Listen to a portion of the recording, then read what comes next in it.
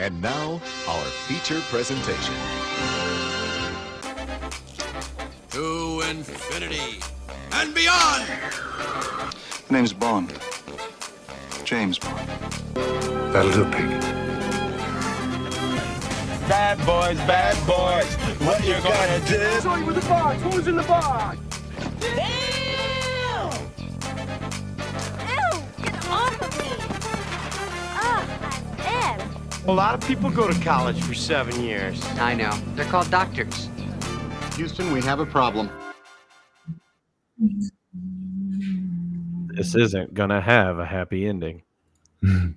Welcome in, everybody, to 52/1995, your live movie conversation podcast where we dive deep into the movies of 1995. I'm your host, Cody, and I'm thrilled to be joined this week by my fantastic, wonderful, gluttonous, lustful, envious. I give you all of them. I'll give you all of them. Co-host Steven, welcome in, Steven. Thank you, everybody who is tuning in.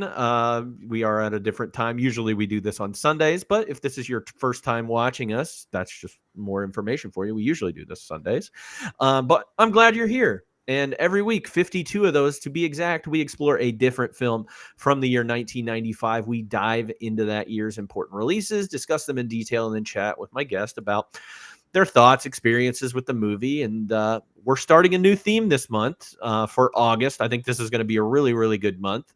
The theme is Crime Doesn't Pay, where each of our movies are very crime heavy, and it's also a crime that these movies did not get recognized for in like a lot of the Academy Awards. Some of them got some nominations, but for the most part, none of these got Best Picture nominations, which you could probably argue for each of the next 5 movies that they could have been in that. You could probably have all 5 of these movies in the Best Picture race, and it would be interesting. But it's a crime, so that's why our theme is what it is. So before we jump into this week's movie, Steven, have you ever seen the movie that we're talking about? It's the movie is Seven. Should go ahead and introduce that. Had you seen this before? When had you seen it?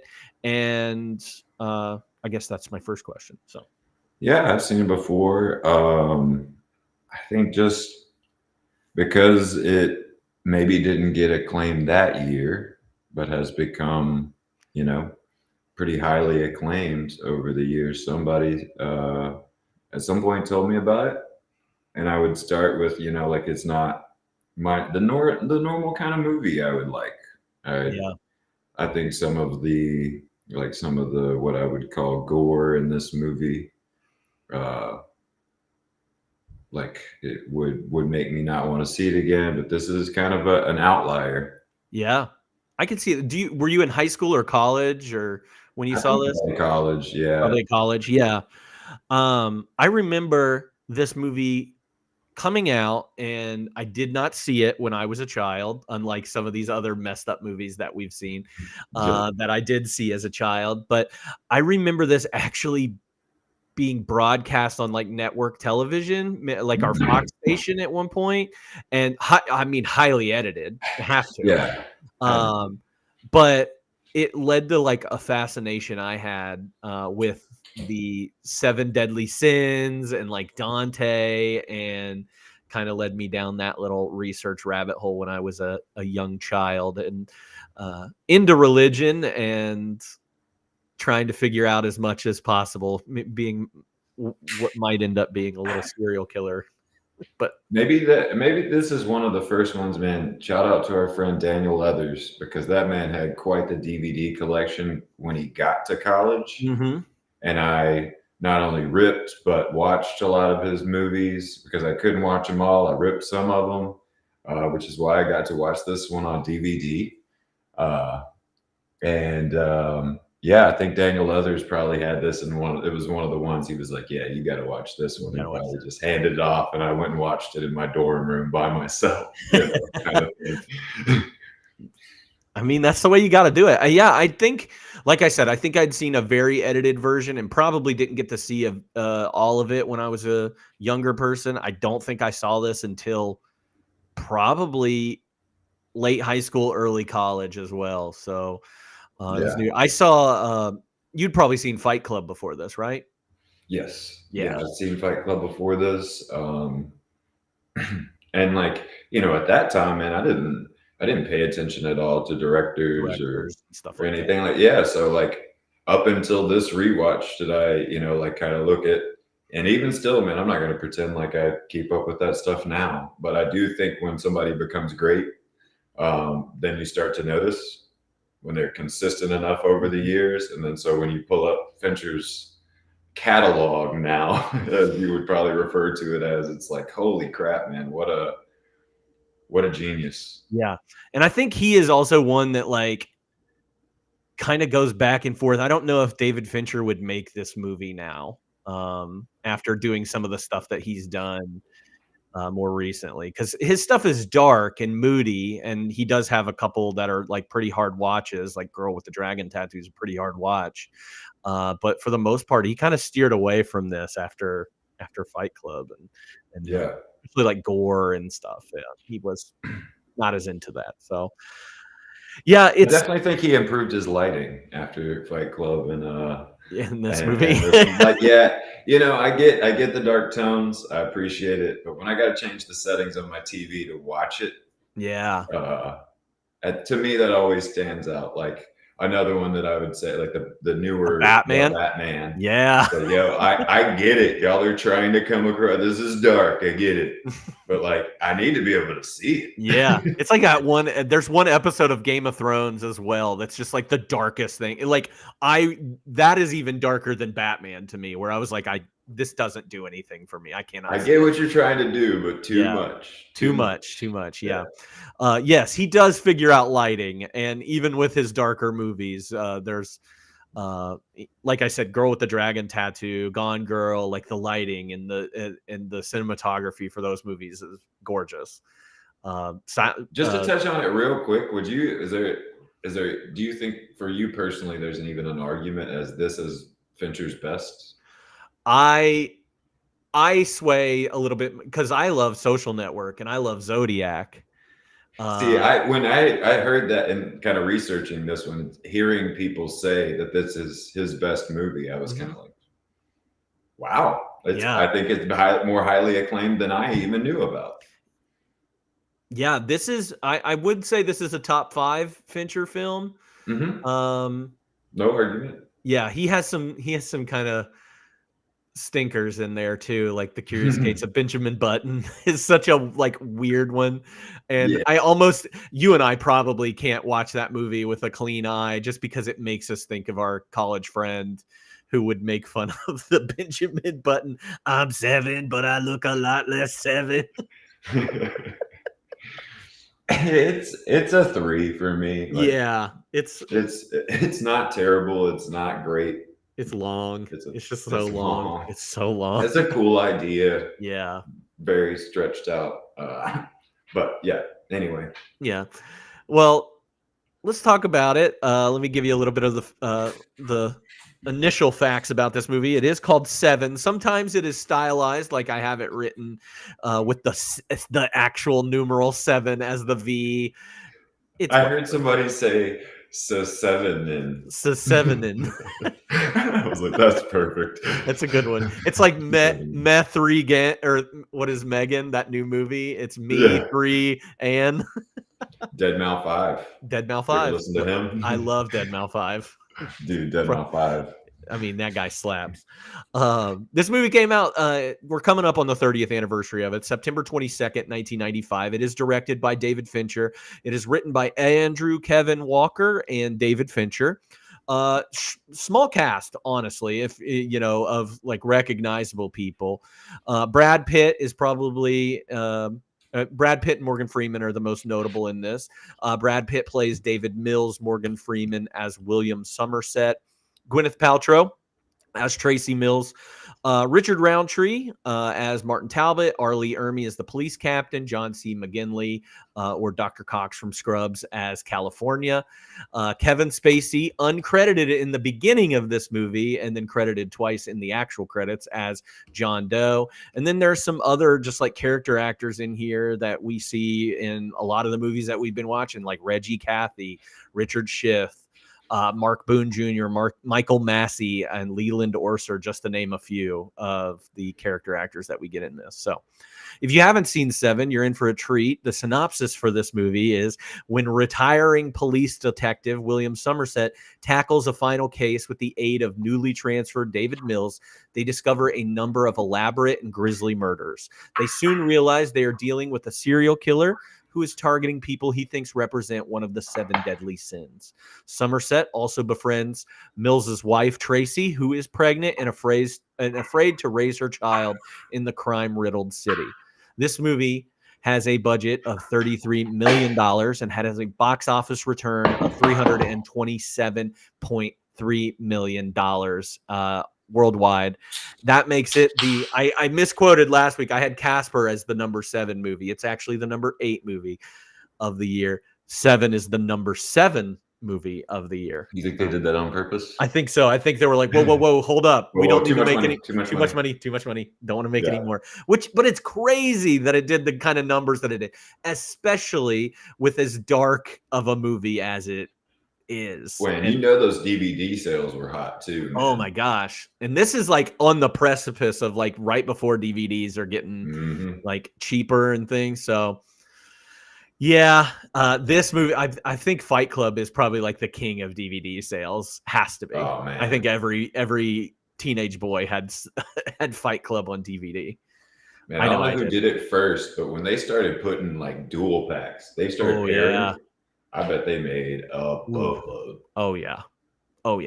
And this movie was critically acclaimed. That probably helped lead to, people going to the theaters to see this. So it has an 84% on Rotten Tomatoes, 8.6 on IMDb. It's pretty high. And a 4.4 on Letterboxd out of 5. Roger Ebert loved this movie. He has since went back on his initial review because he gave it a 3.5 out of 4. He has since given it, or he's passed away, but he went back and made this movie as a part of his great movies series. He wrote 3 books on great movies, and this is one of them. But for his initial review, he said Seven is well made in its details and uncompromising in the way it presents the disturbing details of the crimes. It is certainly not for the young or the sensitive. Good as it is, it misses greatness by not quite finding the right way to end. All of the pieces are in place. All of the characters are in position. And then I think the way the story ends is too easy. Satisfying, perhaps, but not worthy of what has gone before. Which is interesting because of all of like the dispute about the ending. Wow. Yeah. I love that it's untainted though by the hype around it and the ending. That's his genuine. Yes, that is his initial take of it. He has since been like, "Oh, it's perfect. I love that movie." Yeah. Oops, my bad. Richard Schickel of Time Magazine said it is very tiresome peering through the gloom, trying to catch a glimpse of something interesting, then having to avert one's eyes when it turns out to be just another brutally tormented body.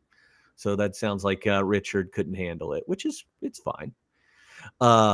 Yes, and I agree with chat. It was really conceptually more disturbing than graphically disturbing, which I was surprised on my rewatch. I thought it was going to be way worse, especially like scenes that I knew were coming up. And you probably had the same thing. You were like, uh-oh, when we get to lust, it's going to get real bad. And then it's like, not bad. As bad as my imagination, remember? Yeah, I was about to say that's the thing about this movie that I think is so genius. We'll get to it. Not to jump too far ahead into fun facts, but I've heard that fans have even confronted Fincher about there being a version of this movie where things are shown more at the end. Mm-hmm.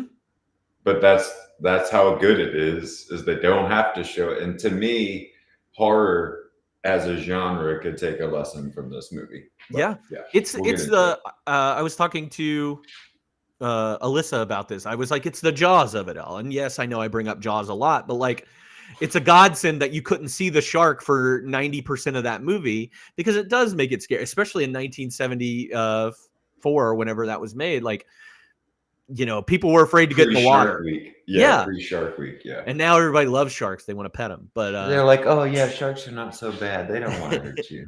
fish are friends. Not food. This movie does have a little bit of a legacy. Like I said, it didn't get nominated for a lot of Academy Awards. Actually, it was only nominated for one. Did not win. It was nominated for Best Film Editing. There was a proposed sequel entitled 8, EI8 HT. That movie actually did end up getting made into a movie called Solace in 2015, and it sucked. I have, in everything that I saw, everybody shit on that. Everybody was like, this was what was, yeah. And then just the what's in the box meme. Like, people have said that for years since this movie It's has come out. iconic. It is iconic. So, yeah. All right, now we get to get into the good stuff. And by good stuff, I mean awful, depraved, bad stuff. So let's talk about this movie and talk about some of the best scenes, or the scenes that really like stick out to you from this movie. Because I think there's a lot of I think this is a great movie, but I do think that there are certain like scenes that are seared into my brain. Yeah. From this. And honestly, I kind of went away from that because of my experience this time through. It was like, okay, obviously this movie's known for the 7 sins being executed upon people. But for me, even when you were just reading the synopsis of this movie, it was like, man, talk about a movie I would not normally give a shit about. Like, this does not, the synopsis, the only thing that appeals to me about this movie is the actors. This is not a movie I'm going to watch. Like, that has no appeal in description to me. So one of the big questions for me is like, why did this get ranked so high personally after watching? And it's because Brad Pitt and Morgan Freeman are so good in this movie. And so my 5 scenes hover more around why is their relationship so good? Yeah. Versus like, you could list the 7 sins and be like, yep, there's my scenes. scene. Yeah, there's my scenes. And I tried to avoid that because they really didn't, they weren't as brutal, all of them. I mean, I think Sloth was the one that I remembered the most accurately. Yeah, same. But the other ones were like worse in my head. So especially even the Pride. Like, I could have sworn that they showed her face, like missing the nose. Oh, like, missing the nose and stuff? Yeah. Yeah, that was in my imagination. So really scene 1 for me is just like the intro, gluttony, and Morgan Freeman saying like, this is just the beginning. I'm trying to get out. I'm retiring. Yeah. I see what's about to happen. Get me out of here. While Brad Pitt's like, let's get him. Yeah. No, and that's a great place to start. I had gluttony written down, but it is really more than just the grisly nature of the scene of gluttony with the crime of him eating himself to death and exploding from within kind of thing. But which is, crazy looking in, set design and prosthetics and all that stuff. Like, wow. But I agree with you. And when I've read reviews of this with people, a lot of people don't love Brad Pitt's performance. And I actually love Brad Pitt's performance in this movie. He's my, not to jump ahead, but he's my best performance because name another movie where Brad Pitt's kind of the loser. Yeah. He is playing a dumb guy in this movie. That's why it was so interesting to hear that they tried to get Denzel. Because I would love to see that too, because Denzel's the hero. He's the guy who gives the speech in every movie. I want to see him kind of being the bumbling idiot who's the rookie. I want to know where Brad Pitt came from in this movie, to where he was, his character worked 5 years at Homicide, and he was like, oh, gung ho. I'm like, what farm community had a homicide division that you came from, because that's the vibe I'm getting. Like, he's just like, oh, this is easy. I love this. Like, he even down to the way that his character dresses. Yeah. He's kind of sloppy looking. He wears like stupid ties. He has like a basketball tie on. Every tie that he has like really bad print on it. But he seemed like, I even love the small details of him and Gwyneth being like high school sweethearts. Mm-hmm. And that's why because you're like, Gwyneth, you're, gorgeous. Brad Pitt's obviously gorgeous too, but like, he's so stupid. Like, yeah, you see like that love that they have, and it's very genuine. Just and another sweet. example of funny wins, man. Like, you don't have to be Brad Pitt. You don't have to have a great dresser. As long as you're funny, you could get you a Gwyneth Paltrow. Yeah. And they were actually, and another good thing about this is Gwyneth and Brad were actually dating at the time that this movie came out. So that also leads to their chemistry. Yeah, I think she didn't want to do it, and Fincher was like, "Hey, Brad, help me out here." Yeah, so I think the like top 4 build people in this are great. Gwyneth's not in it a ton, but what the little parts that she does are really good. You mentioned it. The cast is deep. Like, I kept being like, I recognize that guy. Yep. I recognize that guy. Even like the brief SWAT guy, he was the second SWAT guy, is Bob Stevenson. Oh, really? Yeah. It's like, man, I just kept recognizing face. The doctor, the lawyer, like everybody was like, oh man, you maybe weren't famous at the time, but you became famous. A lot of character actors in this, and then Fincher does that a lot too. He will put people that you recognize in a majority of it. I mean, we think about Fight Club. Jared Leto's in that movie. Like, man, shout out to the casting director, and like you said, with wardrobe, like just that little touch of dumbass ties, like stuff my dad would wear when I was growing up. Just like the most random ties you could find. Not and like baggy shirts too. Like wrinkly. like wrinkle, like very fine details. And we're just in like the first scene of this. Yeah. And I love the development too of Pitt and Freeman's characters, because you can tell he's annoyed with him at the beginning. Oh yeah, fucking rookie. Yes, he's like, I'm out of here, and I'm out of here in 6 days. Let's just get this done. Don't drag me into this new stuff. And then my second scene is what changes everything, right? Which is dinner. Yeah. Dinner with the Mills. I had that listed too. And I love that. I think that is the brightest part of this whole movie.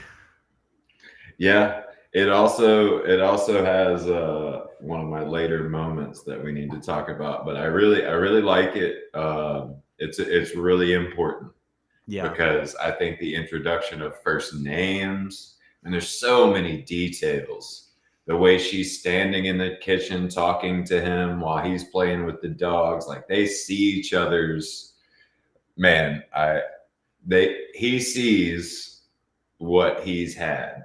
And it's like, you find that out later, but when you've seen it before and kind of like on second watch, third watch, fourth, like that's why this movie gets better. Yeah. Is because it's like, like, oh, he's walking into his old life. Yeah. I think that's what makes the movie at the end so heartbreaking, is because of the stuff that we get. And their performances, man, like they sell it. They fucking sell it. Like Morgan Freeman, I forgot in the final scene, from starting the car ride to the end of the movie, Morgan Freeman is incredible. I mean, he's coming off of just like the best like 10 years of his life in movies. Dude. It's crazy. Because I mean, what a cast.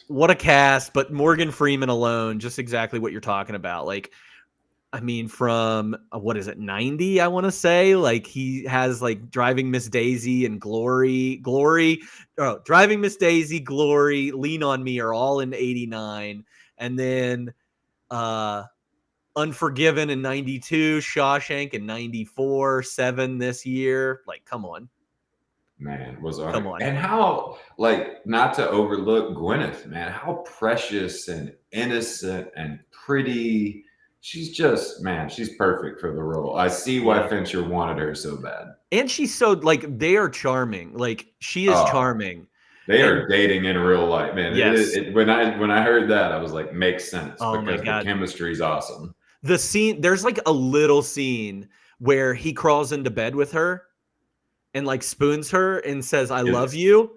It's the last time they're together. Ooh. And just the way, like, when he comes home, she's like, hey, idiot. And she's like, hey, dummy. Yeah. Like, I love that stuff. It's very cute. He's like, how are the kids? He's talking about the dogs. Man, all the details through that dinner scene are pretty incredible. Like, that's, like you said, maybe the brightest of the entire movie.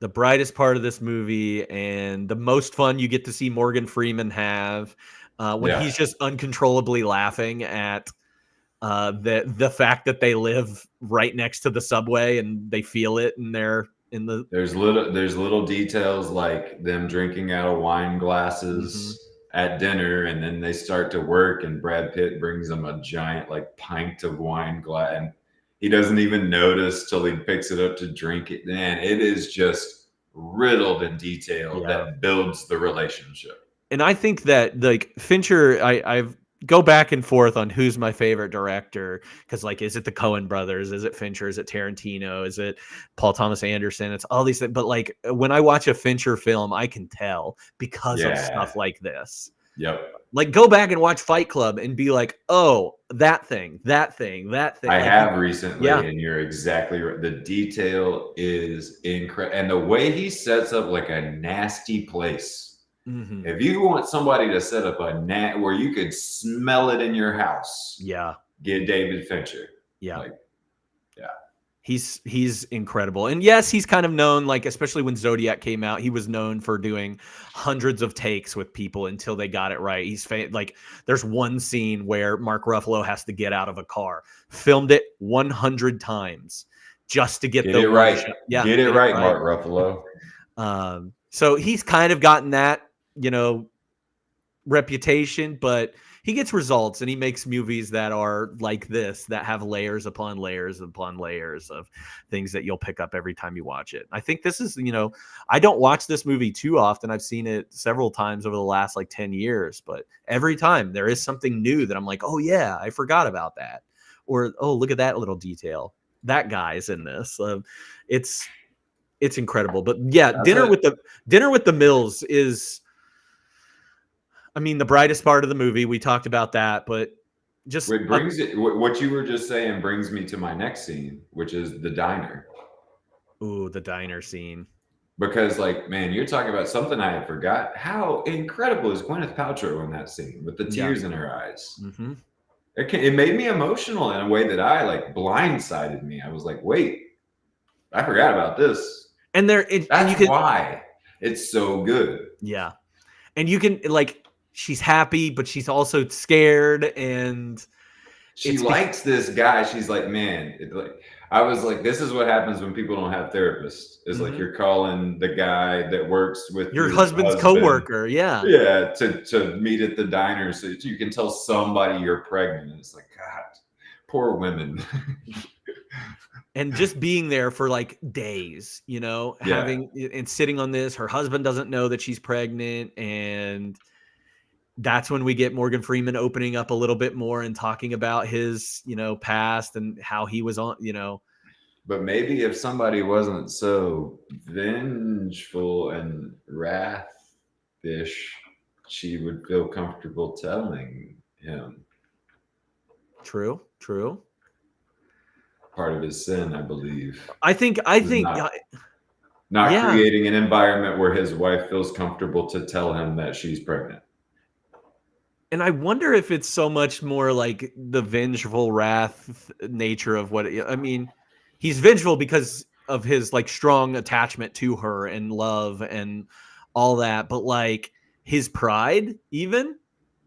Man, I wondered. I was trying to go in blind, and I I was thinking the last two were Pride and Envy.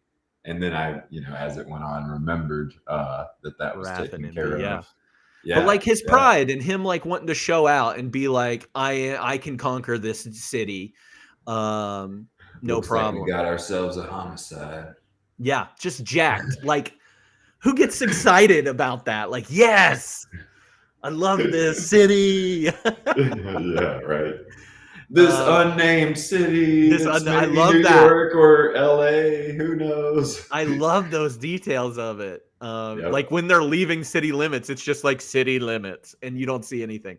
Chat says, do we think it was always John Doe's plan to target Mills and wife, or he pivoted after their interaction? I think after he was shooting the photos on the stairs, I think that's when he decided, okay, I'm going to target this guy.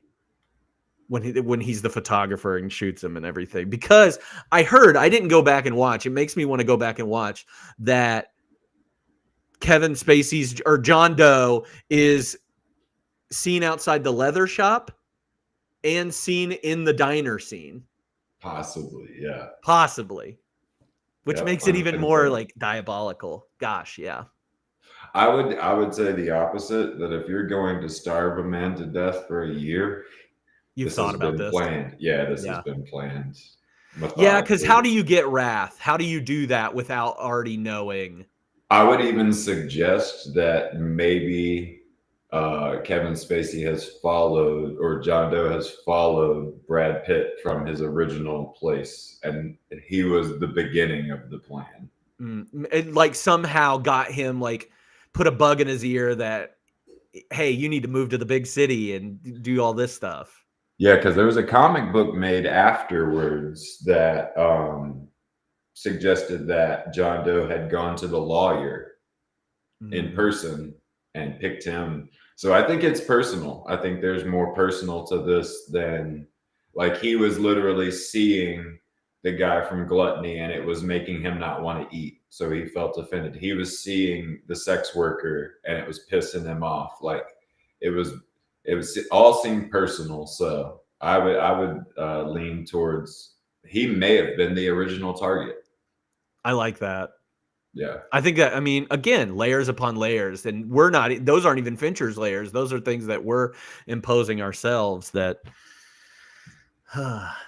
Yeah. So at this point we've gotten through Gluttony, Sloth. No, Greed number 2, Sloth. Greed. Yeah. And I think we're getting to Lust, which brings me to scene number 4, which is talking at the bar. Where they just, man, they have this very, I feel like we've gotten glimpses of it already in the movie, but we get a very Tyler Durden version of Brad Pitt when they're chatting it up about apathy in the bar. There is, man, like, you could start at that scene, end that scene. It's one giant quote. Yeah. There's so many in this that I didn't write down because they were just long conversations. I was like, oh my god. Reminded me of Tyler Durden and the unnamed Edward Norton in Fight Club, kind of being like, hey man, nothing, everything means nothing and nothing matters. It's like, no, it does matter. Like, I've got all this stuff in my apartment. It's like, this feels familiar. Yeah. One thing I like about, as we've seen it, and because we started at the beginning of the movie with Brad Pitt and Somerset and Mills's interactions, and we, make our way. The middle of this movie is that, like, dinner with the Mills scene. Like, that's where our characters kind of switch a little bit, and like Morgan Freeman softens a bit. I think he becomes defensive. Yeah, and then Mills also is like taking in the Somerset of it all. He's trying to read those books and stuff, and he's not a reader, and like he gets the Cliff Notes versions of those books and stuff, but he likes he's interested in the way that Somerset investigates things, and he's becoming more like Somerset. He's hardening a little bit and becoming, that role that Somerset probably doesn't want him to take, like, go back, raise a baby, raise your baby and take them out of this city. It's awful, kind of thing. Like, yeah, it's I don't. Again, they're acting the hell out of this movie. Well, and I think an unspoken thing that's like not even in the movie at all is like this pressure that's in every other movie. The trope of like, we got to get this solved is not really in the movie a lot, but you feel that from Brad Pitt's behavior in the movie. Like, we got to do something. So we're going to, and even Morgan Freeman's, but like, we're going to start breaking the rules almost so we can get this figured out. And that's, like after talking at the bar, and I feel like them really, like you're saying, getting each other to take a step into each other's camp more is when, next thing we've got him meeting with the FBI, passing money under the table, which is like, I feel like even Brad Pitt in that moment is like, what are you doing?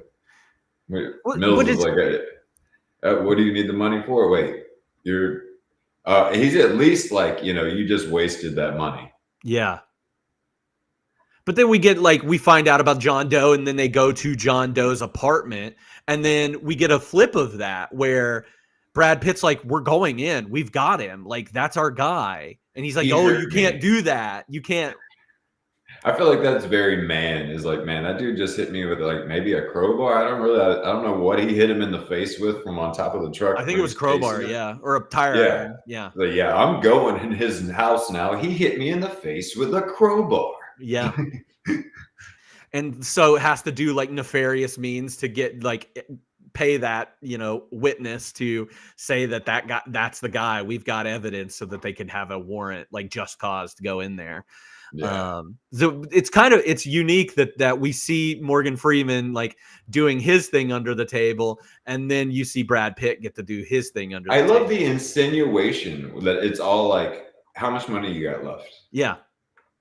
And they never really speak about it. And the main thing you get is the cop that's taking the story with his like shifty eyes, like, Are you this? Yeah, this is clearly bullshit. No, I honestly like, I think that chase scene is really good in a very non-action movie. I still think that chase scene is filmed so well. Again, a lot of dark corners, a lot of rain. It's raining the entire time. And, I think both Brad Pitt and Morgan Freeman do great jobs in these, acting like cops, and like the way they're checking corners and things. It might not be the most accurate way, but it seems like the guys, don't want to get shot. And that's the whole thing that they're trying not to do, is get shot. One of my favorite shots in the movie is him holding the gun to Brad Pitt's head. Oh. And then like the shot to Brad Pitt's face leaned up against the gas tank, I think, of the truck, man. Like that shot is very well, and throughout the chase, like the way they just like have him in enough shadow that you can't see who he is, is shot very well. Yeah. And what, like, again, was that was he ever going to shoot him there? If we think that this has been set up from the beginning, was he ever going to shoot him there? Because I think he does have to pivot to backup plan here. Yeah. Like, he was not expecting, like, he really is showing up with his groceries like, oh shit, they're here. And it's a real chase. Like, I don't think that was planned. And that's why he's like got the phone under a bunch of clothes. Like, oh, I actually did find me. I'm impressed. So now I'm pivoting to what may have come in a few days. Yeah. Which is sad. Yeah. I really like when John Doe gives himself up. Oh man. That's the first time we get this. Yeah, detectives. That could be like one of my favorite quotes, just the delivery of that. Like, I had forgotten to like detectives. Yeah. Detectives. But he says that next line so quiet. Like, he shouts detectives, and he's like, what is it? I'm the one you're looking for, or something like that. So and then there's the next line after that when he is like on the ground with him, or he's like, I know you. He says that, and it's like the creepiest thing. Yeah. It's subtle, man. That's Man. what's so good about this movie. There's a lot of subtle details, like I know. just the way he's covered, the way that the cop that handcuffs him is like, what the? Yeah.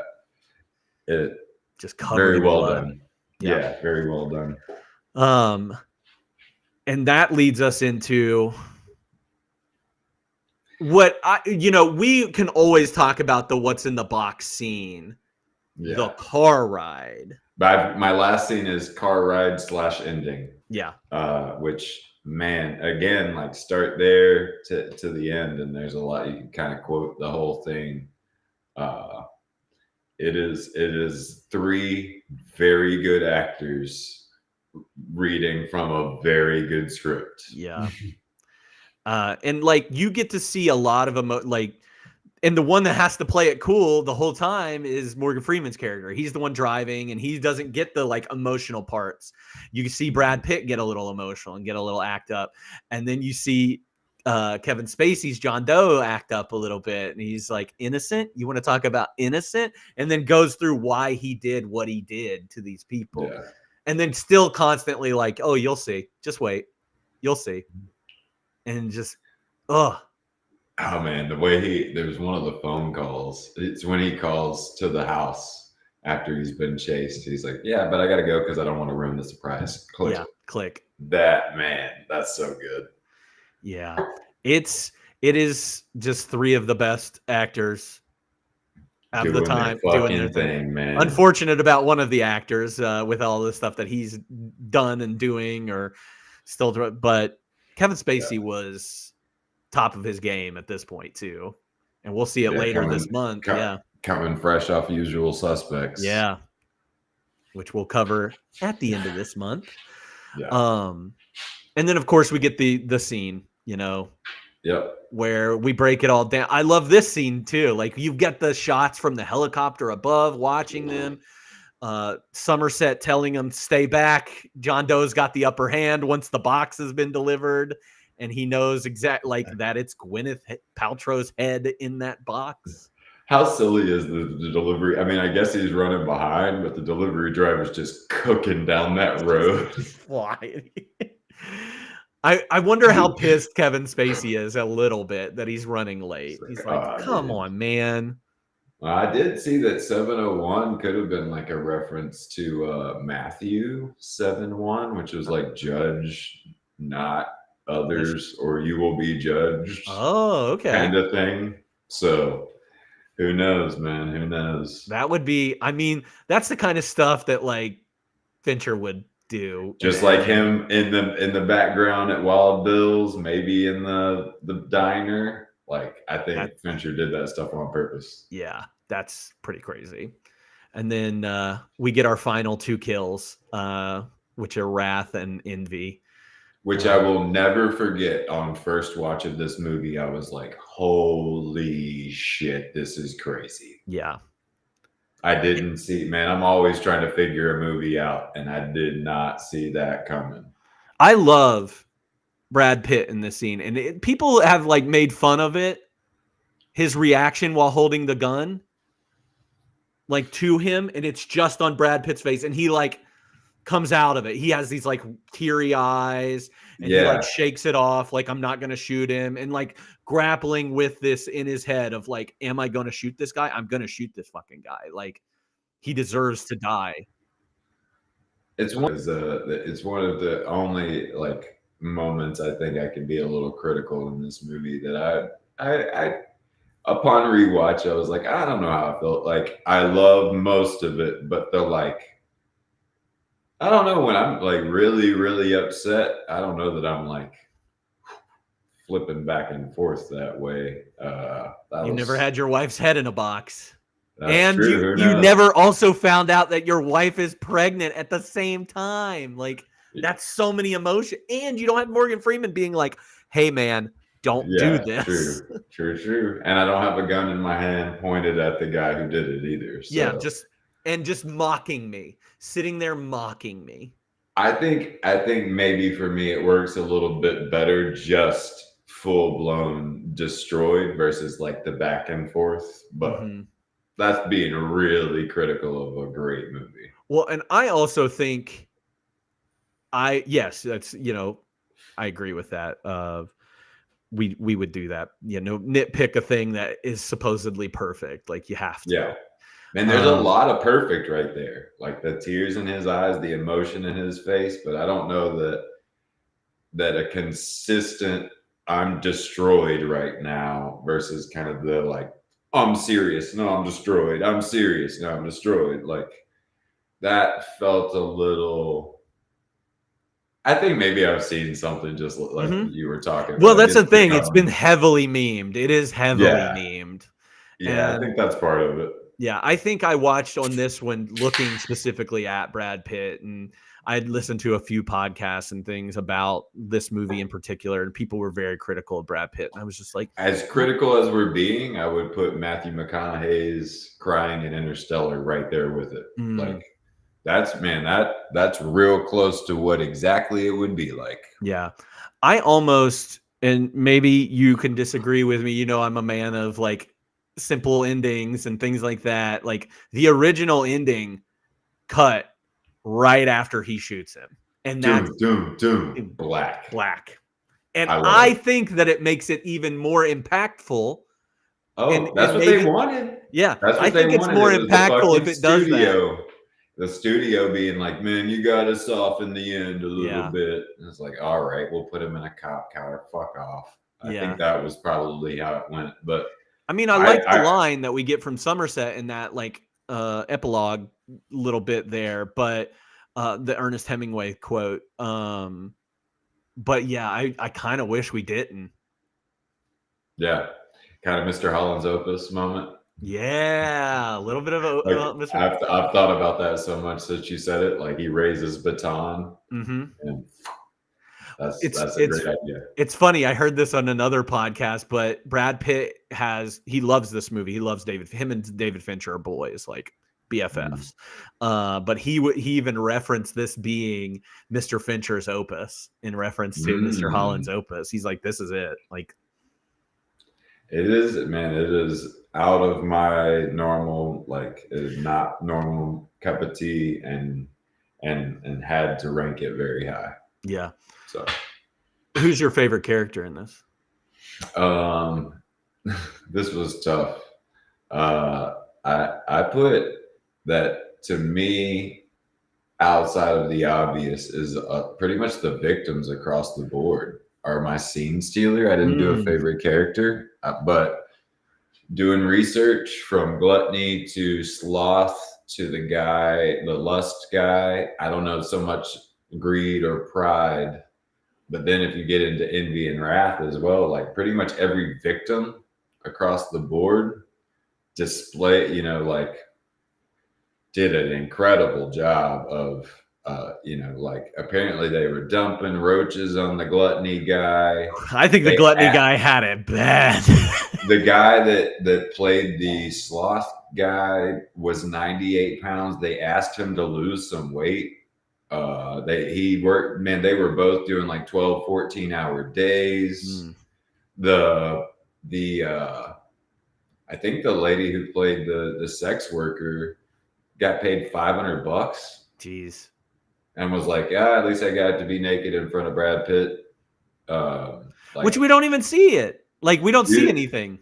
But still, like, man, it sounds like all those extras really kind of like worked hard to give what they gave to the movie, and included the guy, the lust guy that they're interviewing, like didn't sleep for 2 days and made himself hyperventilate before the scene. Like, so scene stealer are the victims, including Brad Pitt and Kevin Spacey at the end. Man, crazy fact. The window guy in the lust scene, he also gets interviewed or whatever. That's the guy that shot Brandon Lee in The Crow. Oh, fun. Not a fun man, but I think he had one of my quotes. Oh, he's got a great line. Yeah. I don't know if I wrote that one down or not. That was like, he asked him, like, do you like what you do? And he's like, no, of course not.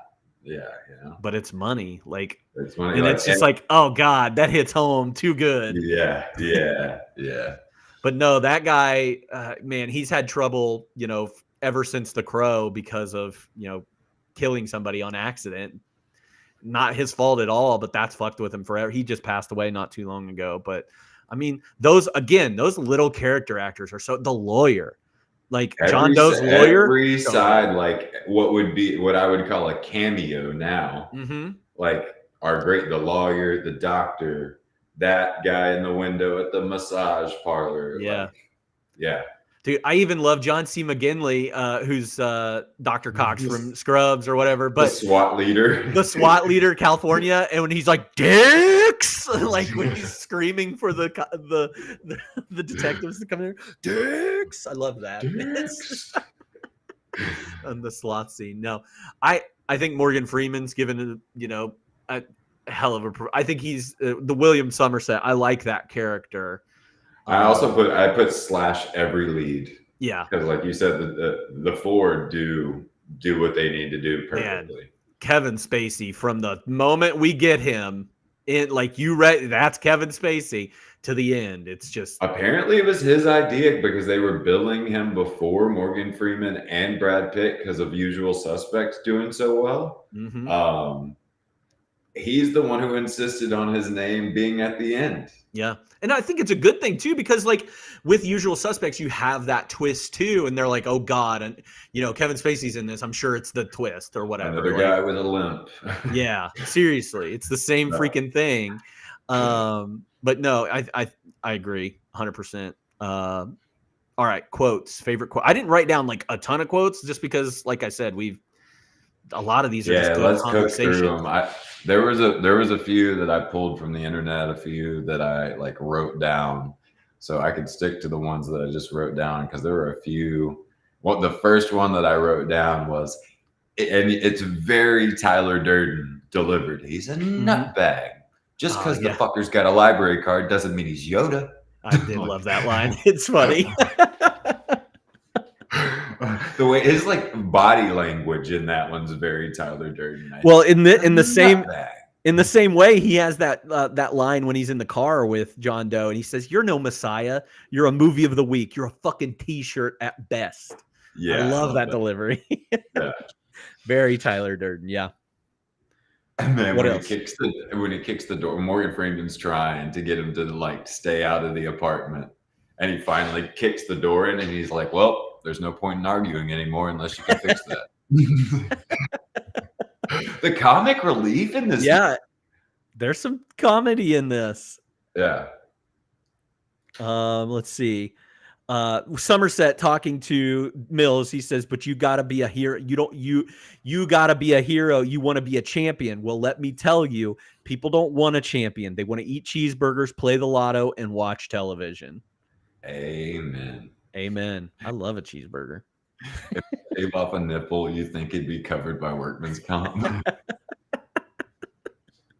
And I love that because of the genuine, their rapport with each other. They've shaving their chests together so they can get wired up. It's adorable.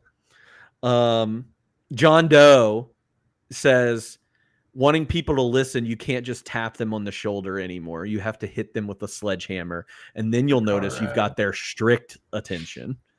Oh yeah, man! One of Somerset's best comic relief moments for me that I never noticed on any other watch was he's freaking out because the reporter's taking their pictures of him, who ends up being John Doe, and Somerset says it's impressive to see a man feeding off his emotions. It's so dry. Yeah. Like there's not really a reaction from Mills, but it got me this time around. Man, it's impressive to see a man feeding off his emotions. That's all we do.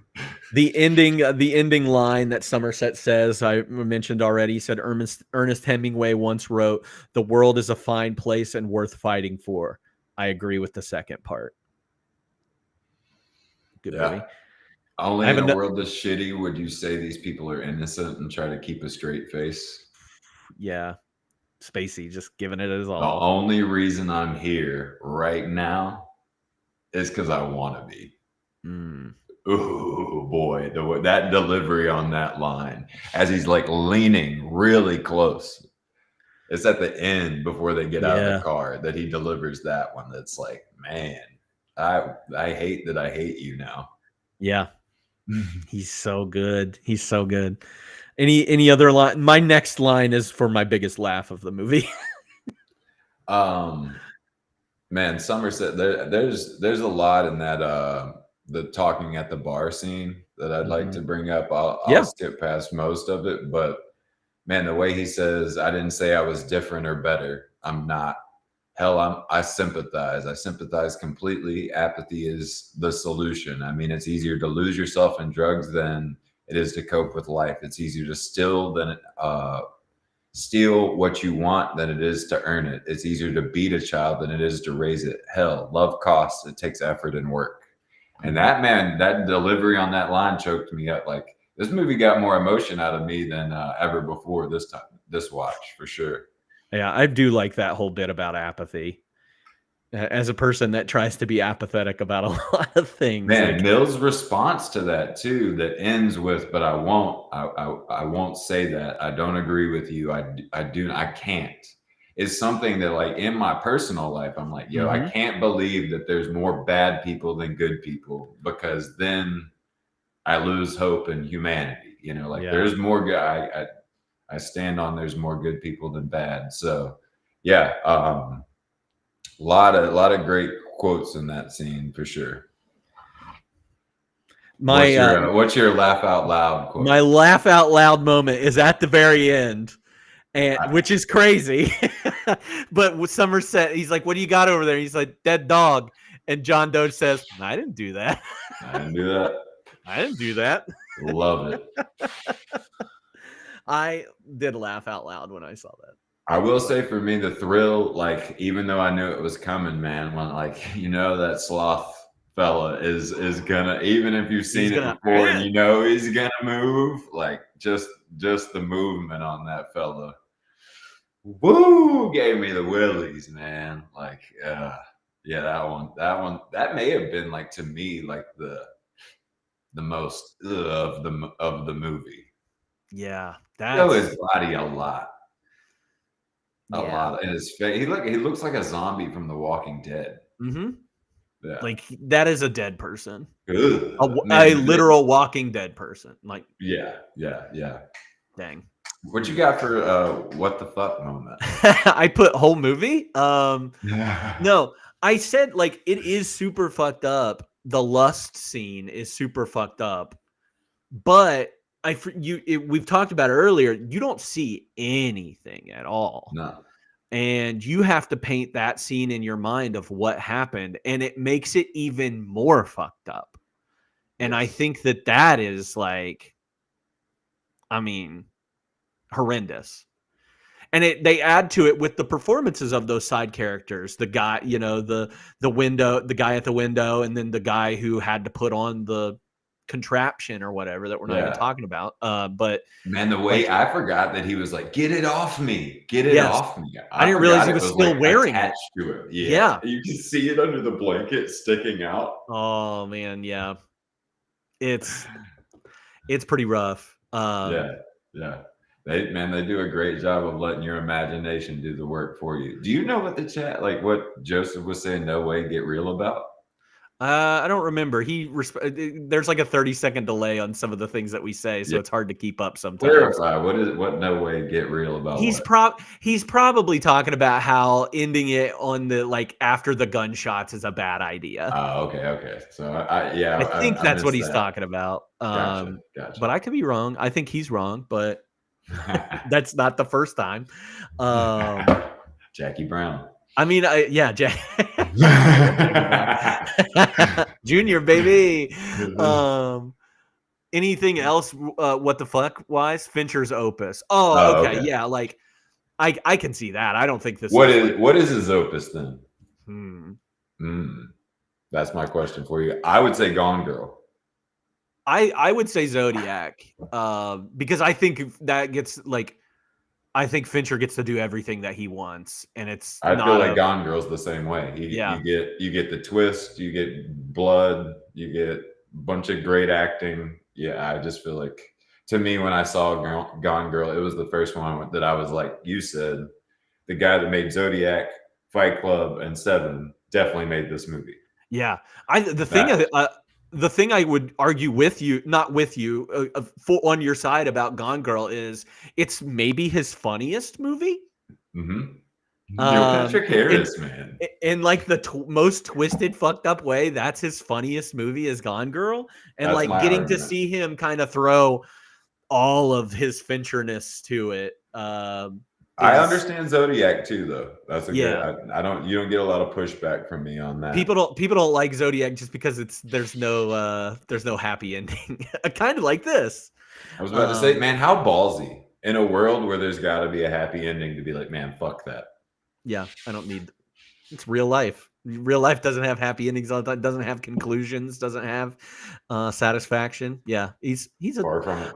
I don't know if I could have a conversation with David Fincher. I love that man, but I don't know if I could have a conversation with him. He seems like not the kind of guy I want to. Sometime. I'd love to do a ranking. I have not seen Panic Room. Is the only one I've never seen. Put it on the list. Let's do a ranking. Bonus episode. We're doing a ranking sometime. Anything else? WTF? Nah. Oh, no. Yes. Sorry. It was the thing I've been trying not to bring up. My what the fuck moment of this movie is Morgan Freeman's laugh over their apartment and stuff like that. To me, it lost. Acting and performances would have been perfect. It was a 4.5 because of that Morgan Freeman laugh and Brad Pitt at the end. It was just questionable. Yeah. Just I get it. Like it felt overacted a little bit to me. Like I get like a slow cracking up, I think is better for me. I think the consistent Brad Pitt's destroyed at the end. He can like barely look at him and he's like back and forthing versus like, I'm serious. I'm not serious. I'm serious. Just is my little, like, we usually do if it's not perfect, what would you criticize? That's right. That's all I'm doing right now. I like it. I can get on board. You're not mad. Yeah, I'm not mad about any of that. Best music moments for you. Dude, this is a kind of a rare one for me. It was so gross when the music playing when they're walking down into the red dungeon-y. That shit gave me the willies.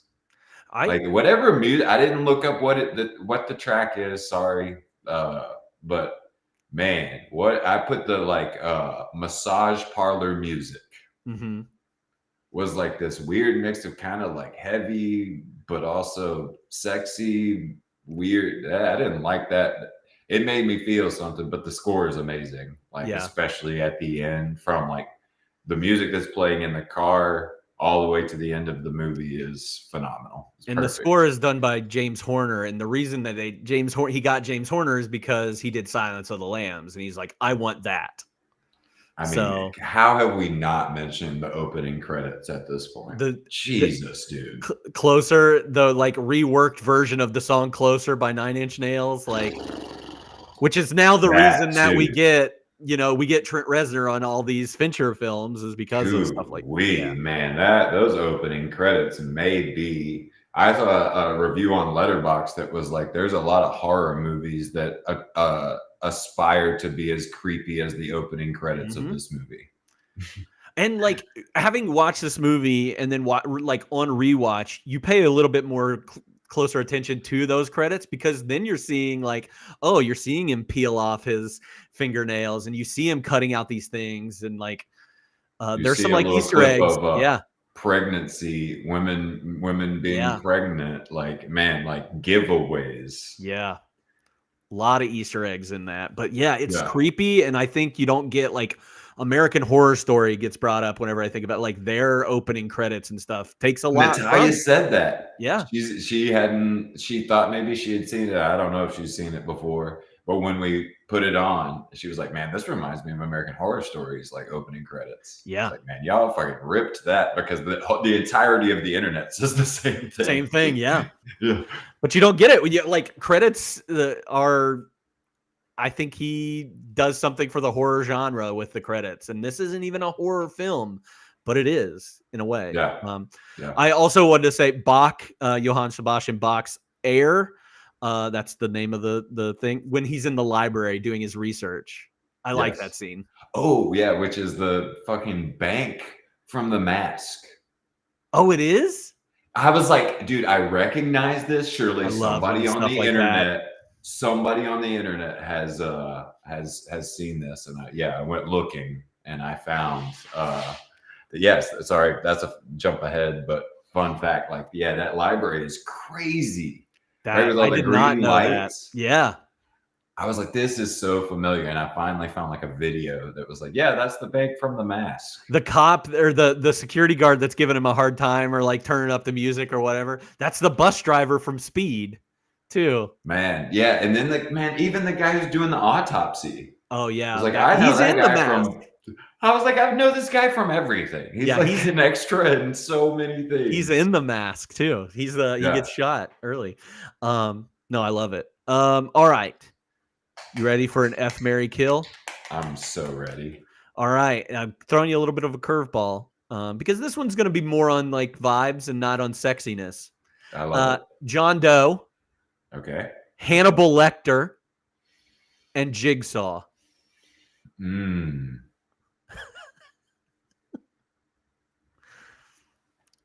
I think didn't you go through all the Saw movies? I did, and I think even early Jigsaw's too old for me, so I think I kill him. Right? Yeah. I love, like. If we're talking 95, right? We're talking back in that time, but Saw wasn't out yet, so we skipped to the first Saw. When the first Saw come out? Oh, like 2001, 2, 3. Okay, so 5 or 6 years later. So I think I love Kevin Spacey or John Doe's just commitment, man. Like that's somebody I can marry right there. Yeah, that's somebody. If you're gonna commit, I'll commit. So I'll marry him because I also think, like he's going to take me to my sexual limits after he did what he did with lust, over time. So then that leaves me with, just like Anthony Hopkins and Hannibal Lecter's ability to, so I fuck him and then I kill Jigsaw. I'm struggling because I want to marry Hannibal Lecter because he can cook, he's intelligent, he might eat you though. Yeah, that's a possibility. I mean, any of these guys could kill you in terrible, just like doing his thing down there, and then he starts chomping. That's dangerous. My struggle with John Doe is the sex thing of it all because that like. I feel like there's a repression there, and then like he's gonna like, yeah. I don't know. I think I gotta get rid of John Doe just because I'm scared of him the most. Okay. Because I think he is diabolical. Well, have you seen all the Jaws? I mean, yeah. I just want to go on a date with Jigsaw. I just want to take. He can take me back to this place. So F Jigsaw, marry Hannibal, kill John Doe. Okay. But it's that reason because I think like John Doe might be the most like sinister and best of them. I think the thing that says the most about me, as soon as you brought up Hannibal Lecter, I was like, yeah, I'm fucking him because he was like, that's weird. that my brain went right there. I hate that about myself, but yeah, that's what I do because then I'm only taking the risk of being eaten one time. Yeah, Jigsaw versus like a life of being like, hey man, stop biting me. But like Jigsaw and John Doe are both like planners. And I think if you have John Doe's respect, if he doesn't think you're like a piece of shit part of society, then he's the commitment, man. The I commit, like those I- journals. He's a writer. Uh, He's a writer. Yeah, the keeping the guy alive for a year, like that's commitment. Like a commitment comes to my mind immediately. It's like I'm marrying that guy. Yeah. Not bad looking either. No, not bad looking. I bet with a nice head of hair and without all the rape, If he's a good looking guy. I think if you like joined with him and felt like you were a part of his mission, then you could have a successful relationship. I with was the John Bonnie to his Clyde. Yeah, you'd have to Yeah. be. Have Well, to. and I think with that kind of commitment, if you're good, man, like that's hard to find. So you got to respect it. And that's kind of like with Saw too, because doesn't that guy get with that one girl? Like He doesn't- starts pawning it off on other people. That's Yeah, not commitment, man. that's And then not he comes back. He's always dying. he has too. died Like, too many times. I'm gonna worry about him if I'm married to that guy. Like, oh no, he's dead. Now he's alive. Now he's dead. Like, can I date other people while I think you're dead? That's not the kind of commitment I'm looking for. I agree with you. Maybe Hannibal though. I like that he's at the point of his like intelligence. It's just this like, hey man, just make sure you eat other people and not me. Yeah, Okay. I agree. So you gotta feed, like maybe that would be, part of your job is like you gotta make sure, go like It's Always Sunny, hit the morgue every now and then, pick up some, whether he likes dark meat or white meat, just pick up his preference and then he'll stay off your calves, I do think that any three of those, the second that they, I think the second that any one of these three serial killers finds you to be inferior to them, they're going to take you out. Oh, listen, did you see those? Quit playing games with my heart. Yes. Chat's cracking me Going up. off, man. Going off. Going off. Who do you think delivered the best performance? I love Brad Pitt in this. Yeah. Morgan Freeman is Morgan Freeman. He's great, like he was in Shawshank. But Brad Pitt is a different character in this movie, maybe than I've ever seen him in anything else. Yeah. He's the doofus. Yeah. It's different. It is so. He's not the pretty boy. He's not the He's not Tyler Durden with the abs, Yeah. He's not as cool as he has played. I did have Morgan Freeman down as mine, but the more I think about it, I think I'm going with Kevin Spacey. For 30 minutes, I was about to say for 30 minutes, he just is perfect. He just says, "Hey, Brad Pitt and Morgan Freeman, take a step back. I'm about to close this game out," and he just does so. And you have to be Even the messed way up he person. says, like, "Hey, detective, are you listening to me?" Like in the field when he's on his knees, man, everything he does is so creepy. Yeah. No argument. All the if you were like, man, I think Gwyneth Paltrow, is the best. I'd be like,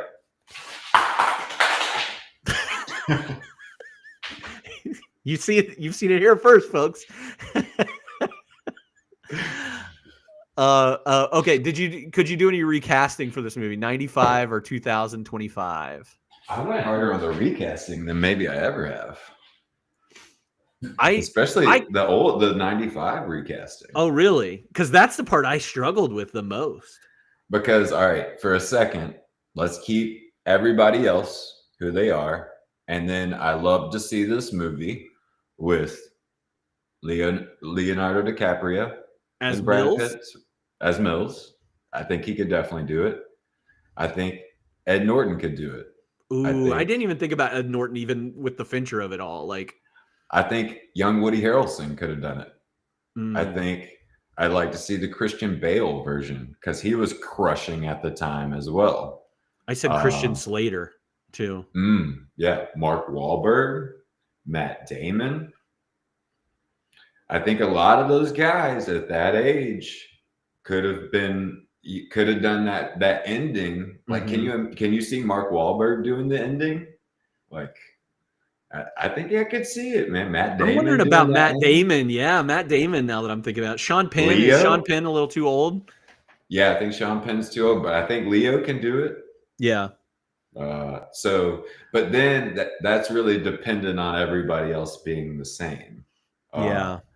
Because like for for Somerset, I only had Danny Glover and Gary Oldman. I don't think either one of them are better than Morgan. I think That was the Morgan thing that Freeman- I was struggling with the most, was trying to figure out who could be a better who could be a better Somerset. Who's got that, like, I know I'm stealing from chat, but like mentor and Anthony wise and like Hopkins maybe wasn't on my list, but just came to my mind. Jigsaw. No, I'm kidding. Yeah, I came up with a few for 2025 that would be What good. about I've got young James Spader For for Kevin Spacey. yes, for the Kevin Spacey role, 100%. I've also got young David Morse, who I had to look at. Man, I forget what else he's in. I know exactly who you're talking about, though. Okay, yeah, he's kind of got the creepy look to him. Green Mile is what I know. Oh him yeah, from. yeah. I think at that age, Green Mile age, he could have done it. Man, he's got kind of a look to him. And then I've got young Charlize Theron, Kate Blanchett, and Drew Barrymore possibly doing Gwyneth Paltrow's role in 95. I think Drew Barrymore is my favorite. That's the one I was the least. I liked Kate Blanchett on it. Who was the first one you said? Charlize. Oh, Charlize. I think Charlize could have done it. She could have knocked it out. Yeah. I would like to see Drew Barrymore try, I guess. I think it could have been a really good one for her. My only misgiving is her having the conversation with Morgan Freeman in the diner. I think she'd be great in the apartment scene, but I don't know if her delivering that news and like balancing happy and sad at the same time. Let's let her interview. Okay. I like it. We can do that. What about I want to hear your 2025. So I mean, Denzel is the Somerset, right? He's got to be 100%. It's either him or Lawrence Fishburne. Woody Harrelson. I could see that because of True Detective. Like, yeah, True Detective. Would you put McConaughey in that? I think he could do it. Yeah. After Dallas Buyers Club and some of the other stuff, I mean, I think he could do it. Do you think Adrian Brody could do Somerset? Man, I mean, I think he's such a good he's kind of an asshole in real life, but like, could he act it? Yeah, I don't know if I could empathize or sympathize with him at all any, but yeah, I think Denzel's got to be the obvious choice. Yeah. What did you get? Did you have anybody for Mills? I said Michael B. Jordan or Austin Butler. I said Michael B. Jordan. Or Man, Austin I think he Butler, would be awesome Yeah. as Mills. because he has that Brad Pitt like nature to him. Like, I also put Tom Holland. that would be an interest. I have not seen Tom Holland in some of his like darker movies. I've seen maybe in interviews him get like teary-eyed. Yeah. And I think, man, in the same way I said Drew Barrymore is like maybe not, but You gonna put Zendaya's head in the box? yeah. Yeah. No, actually, I think I put Elle Fanning's head in the box. No fucking way. That was Natalia too. Natalia is the one who gave me that because I was struggling with that. We are 3 for 3 right now. What about you got anybody for Spaceys? I did.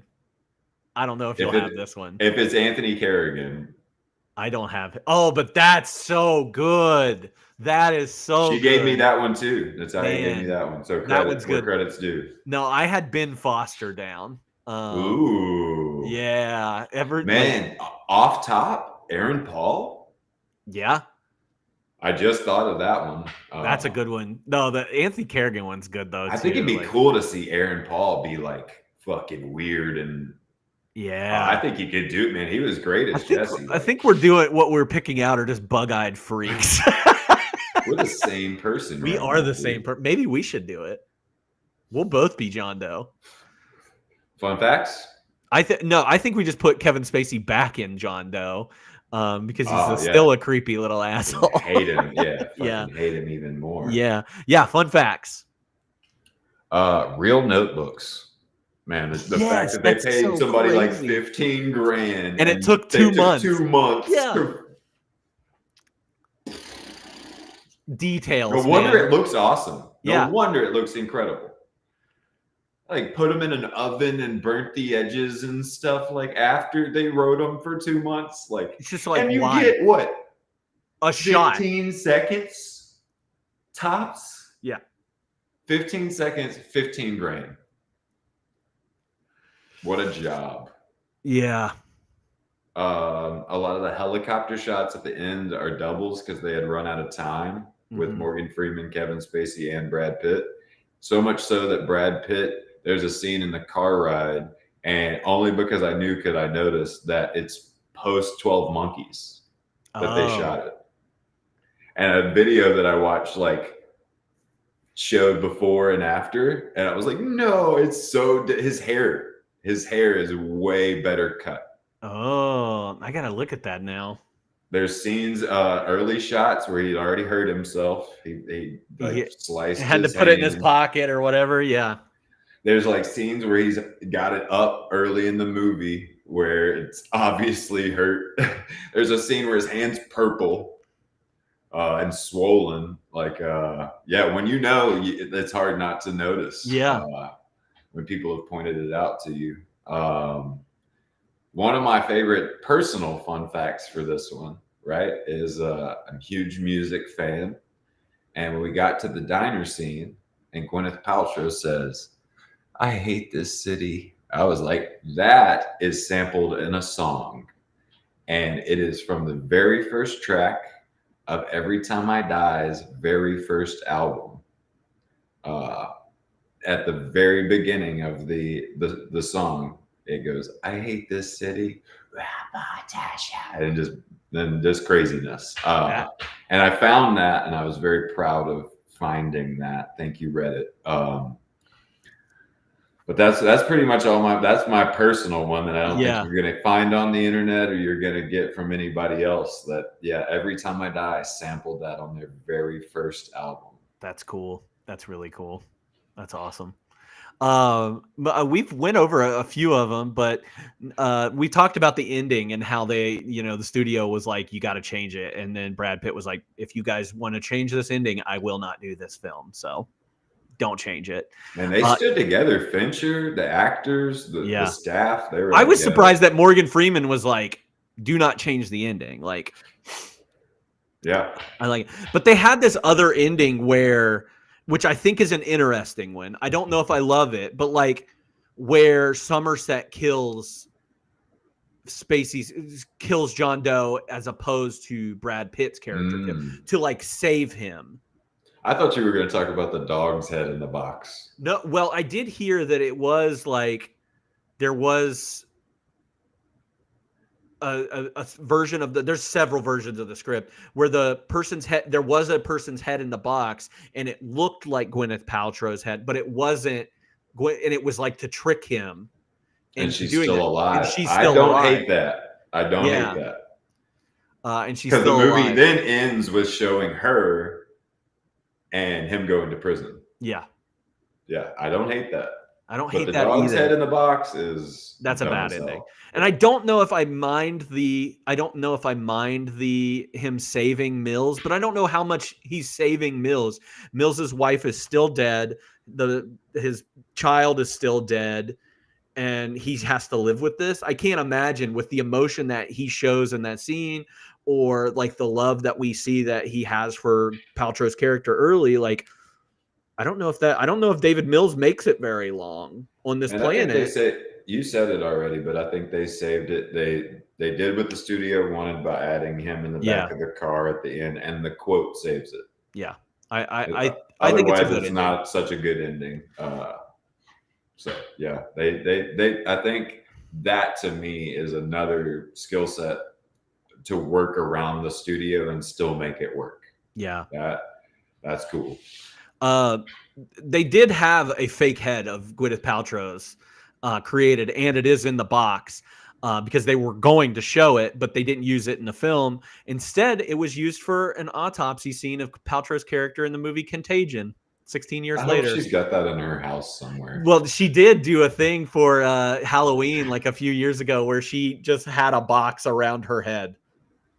And I think, good for you. There's several times throughout the movie that I saw some speculation, like when they go in for dinner, that she's like in the frame that's a box.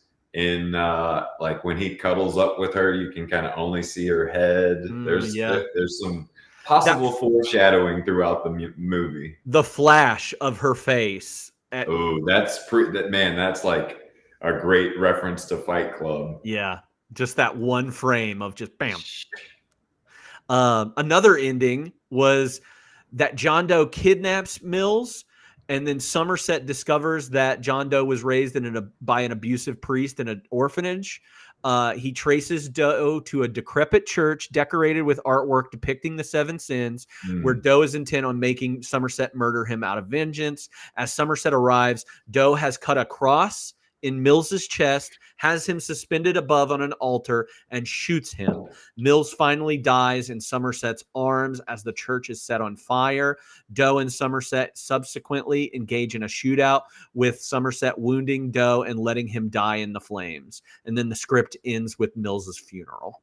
That's another alternate ending. I don't like that ending either, but just another one. Did you read that they accidentally sent Fincher the original script, and that was the only reason he agreed to it? Yeah.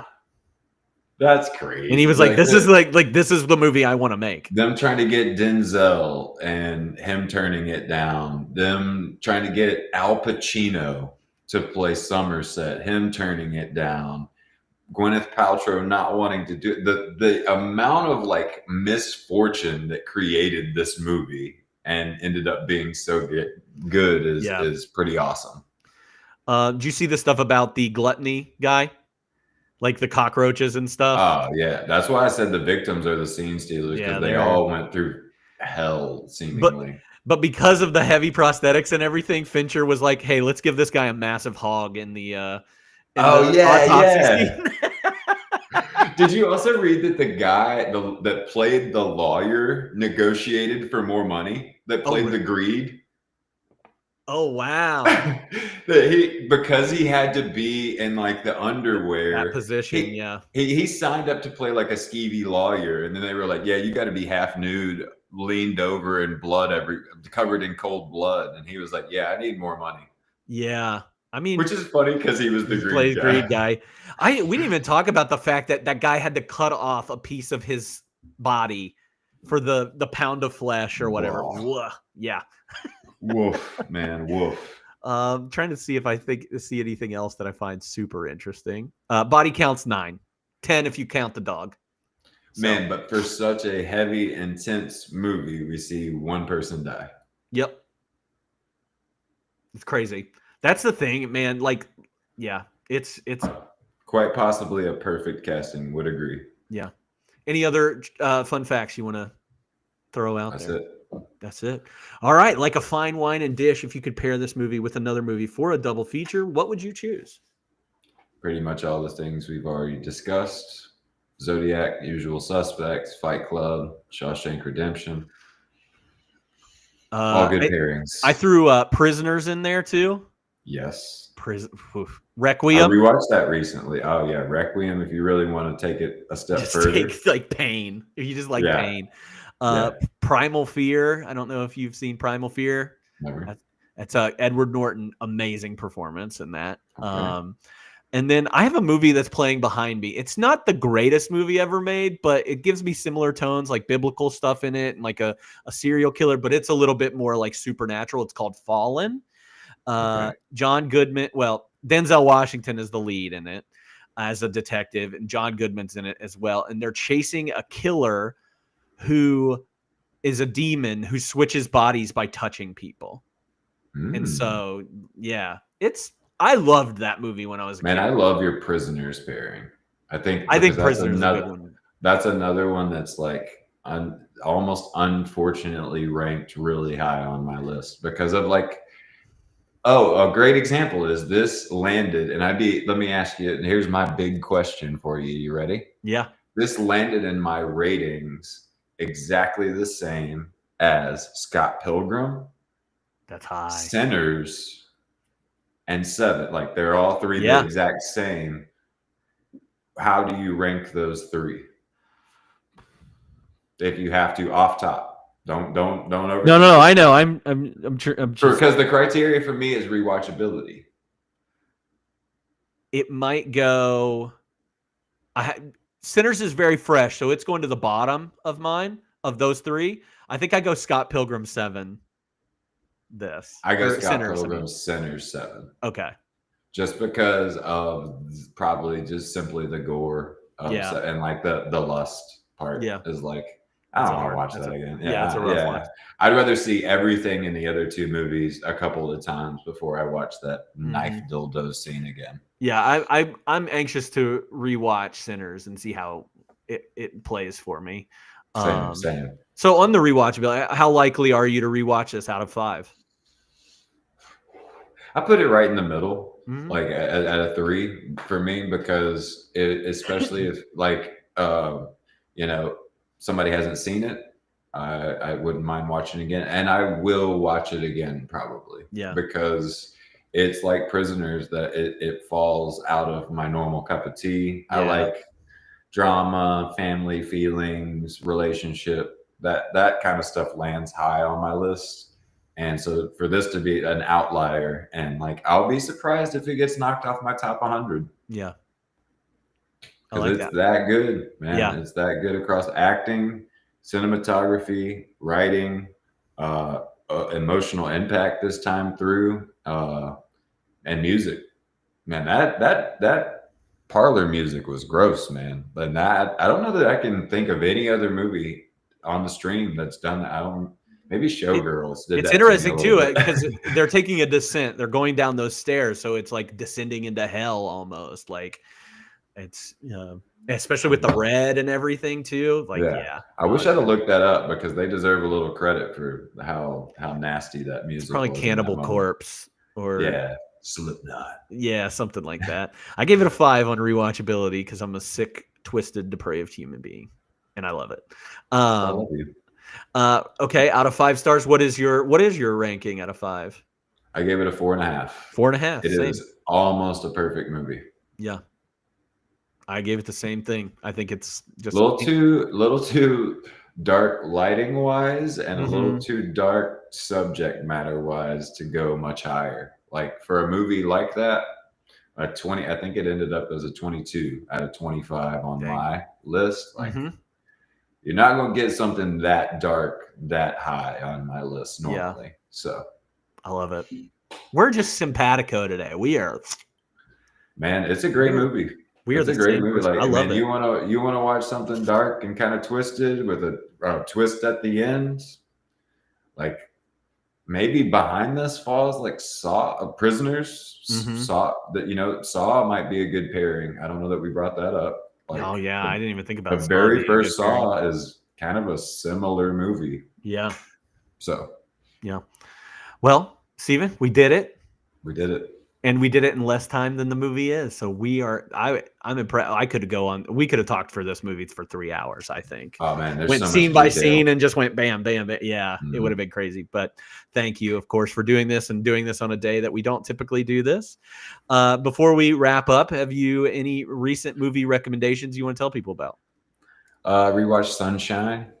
That's streaming, I think, on Hulu. Okay, yeah. Incredible movie. Like, talk about another outlier. I'm not big, like Interstellar, Arrival, Sunshine are my sci-fi outliers. And man, does it hold up as visually. I recently watched After Sun, and those two movies I think would almost be a good pairing because they are visually stunning.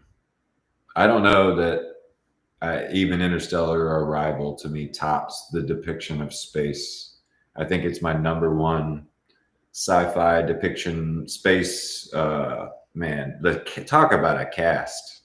Me and my brother were talking about a perfect casting. The last thing in the chat is perfect casting, and man, you're talking Chris Evans, Cillian Murphy, Sandra.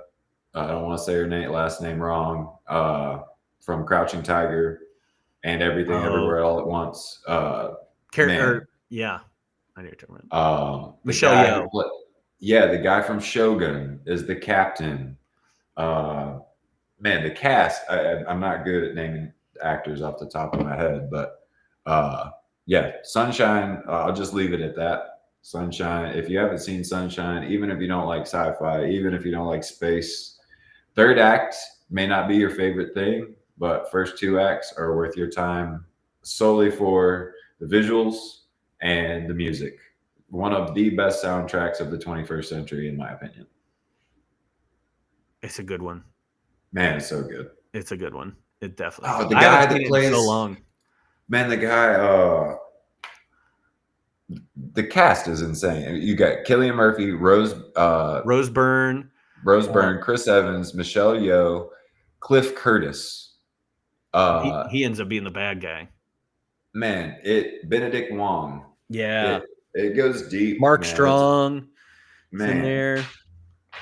No, that's good. It's been a while since I've seen that movie, but Hiroki Sanada is the guy from Shogun. He's incredible as the cat. Like it's worth your time. Watch Sunshine. Yeah. Anything else that you've seen? Man, The Prestige was a great rewatch, even though I've seen it before. I need to do a Nolan rewatch, just because we were talking about the New York Times. We've been talking about this, the New York Times top 100 movies of the last 25 years. And there are 5, I think we said 5 Nolan films on there. And I'm like, I don't know. Like, I like Nolan, but I don't know if 5 Nolan films are that good on there. But I need to do a rewatch. I don't even know if Prestige is on there. I know another thing we had talked about, and I think you kind of challenged me on because it was on that list. I was like, I don't know if Borat makes the list for me. I rewatched that, and I think it does make the list for me because it's just crazy that he did that. God. Like it. Well, I don't know that he's made other ones. It'll never be like the first Borat. Yeah. The rodeo is insane. You can just pick any scene in Borat, and you're just like, that's crazy. How did he do it? That's crazy. Yeah. How did he do it? Yeah. Anything else? Because I haven't watched anything. I haven't watched a dang thing except for stuff for the pod, and that's the only thing. Yeah. But hopefully I'll watch some new stuff here. But if you have other recommendations or anything, feel free to drop those by joining our Discord server. You can always talk to us there. And then you're also welcome to follow us on Instagram, where I will post pictures and things of when we're going to be doing these streams. You get dates and times on there. Oh, and you have a link to my letterbox. You can join me there and see all the movies that we're watching for the rest of this year. We're going to continue our theme of Crime Doesn't Pay next Sunday, August 10th. And the movie that we will be talking about is the Brad Pitt movie that we had already mentioned once, the 12 Monkeys, which I have not seen for probably close to 30 years. So this is going to be an interesting one. Who's doing that one? I think Ryan is doing that one. Good. So I'm excited for that one. Yeah. And then we have a new extra credit theme as well called 75 and Up, where the 4 films that we're talking about are 75% or better on Rotten Tomatoes. Those movies are Smoke, Exotica, The Secret of Roan Inish, and To Die For. All 4 movies I have not seen before, so I'm looking forward to that. And that will be August 27th at 6 p.m. And we have also started Rock Month in 52 1995 music. And we will be look for our Instagram on that and when that next one will be. We're doing Boy Named Goo by the Goo Goo Dolls. Yeah. So that's going to be fun. But that's it. That's it for us. Thank you, everybody, for tuning in. Thank you for any subscriptions and follows that we've gotten. Love you all. And I'll see you next time, next Sunday on 52/1995. Rock and roll, baby. What a year, what a time. Big screens, dreams, a movie rewind. From talking toys to heist gone wrong. We're watching it live and singing along. 52/1995. Grab some snacks, we're going live. Action, drama, comedy, gold. stories told. One movie a week. One movie a week. All year long. Let's roll the Let's tape. roll.